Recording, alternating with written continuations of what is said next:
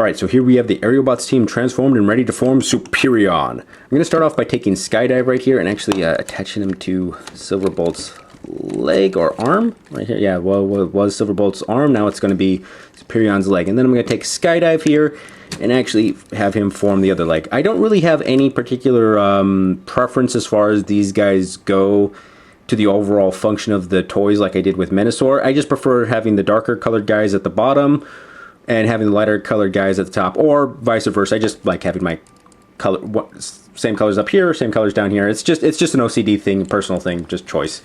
Anyways, actually let me start off by moving the camera up because this guy is tall.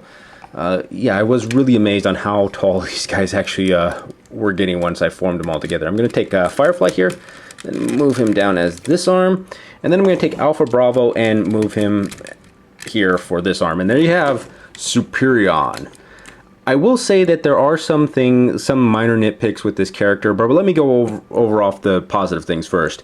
There is a little bit of head articulation. I mean, his arms can move up and down, and you don't get any of that, any little parts or pegs getting in the way like you do with the Menasor. So he moves very nicely. Depending on how you guys position these guys, you could get a little bit of extra articulation, so you could actually bring his hand all the way up to his mouth if you want. If you had some little energon cubes, it looks like he could be actually eating them or drinking them. And because of how Silverbolt's arm is right here, you get a little bit of an extra knee bend right here, so you can get him in some very nice poses. Overall, Superion compared to Menasor is just, well, superior. Now, as far as the little downsides go, it's actually just with Alpha Bravo in forming the arm itself. Because of how his blades are right here, this part locks the legs in place, so you lose a little bit of articulation right here. You can move these up just a little bit to get that articulation back, but when you move his arm up like this, you can see that you're losing some of that bend just because of his Robot Mode's arm's missiles.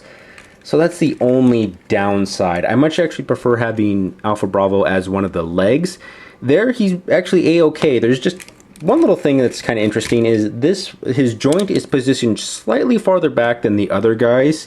So it makes Superion just want to lean back just a little bit, but nothing too noticeable.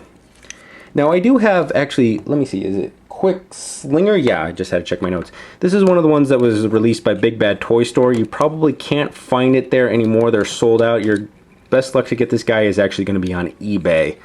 But he was actually produced to make a more G1 accurate Superion. He's just a remold and recolor of Firefly over here.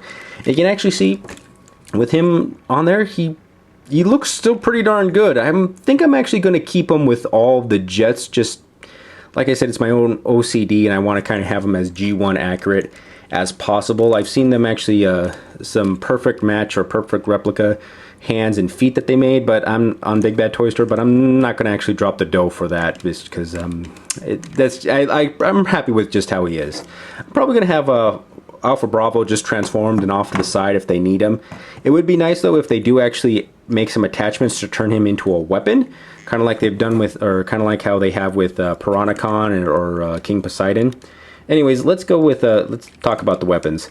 Just take a Silverbolt's long barrel rifle right here, and it actually looks more like a proper pistol in the arms of Superion. You could then take Power Glide right here, I've transformed him already into his little gun mode, and stick him on the other arm, so you could have Superion with dual pistol actions. One of them is a gun, one of them is an ally. Which one will he save in a battle? I've also heard people talk that you can actually put Power Glide right here at the top of the weapon as an extra power-up or boost for the weapon, except that this makes it a little bit too heavy for any one of the arms to actually hold. Even if you were to stick the arm straight out, it's just going to bend right down there. It's just a weight issue. It just fell right off there. It doesn't even want to hold it in his hand, it's so heavy. So yeah, that's the one downside with actually having Power Glide attached to this particular weapon right here. If you're just to have him as his own separate gun though, however, he works very nicely. Both hands can, the arms and the hands can hold, well, holding out straight can't hold it too well, but holding it at a little bit of an angle bend, yeah, it's fine. You can hold it pretty well. overall, I'm gonna say I've fallen in love with Superion a little bit more than Minosaur, just because of the things that I've talked to you about. And he is a really great display piece, especially next to Minosaur. If you guys still have the chance to pick this guy up or want to add him to your collection, I highly recommend it. Anyways, this has been a look at Transformers Combiner Wars Superion. Once again, thank you for watching. If you enjoyed what you've seen today, please feel free to like, subscribe, share, or leave a comment below in the comment section. Any advice for the show will be greatly appreciated. Who knows, something you suggest may appear on the show in the future.